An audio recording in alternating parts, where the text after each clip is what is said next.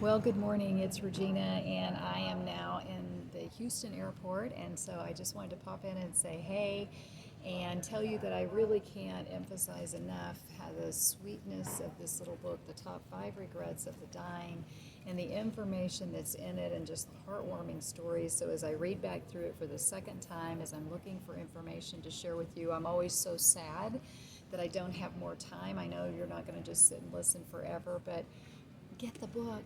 It's really good and it's worth having in your library, and you'll probably want to share it with other people.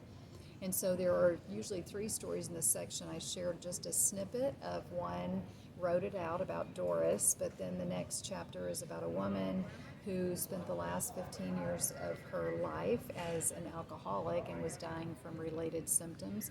And so her realizations of who her true friends were, which were the ones really before she started drinking, but she kind of moved them out of her lives as they just took different paths. But then as she's sober for the last several months, she just has so many ahas and awarenesses of what that did to her and who her true friends were. And then the final chapter is a lovely older man who really did it right. He embraced friendships. His wife died 20 years earlier, but he joined clubs and he was around because he says, family is great and even work people are great, but true friends are people that you have things in common with and that are your age. Those are really important to embrace. And so, anyway, I just say, and there's a lot more in here, and I hope that you will buy the book for yourself and read the stories. I think you will love them. And once again, I think it's a topic that we don't talk enough about.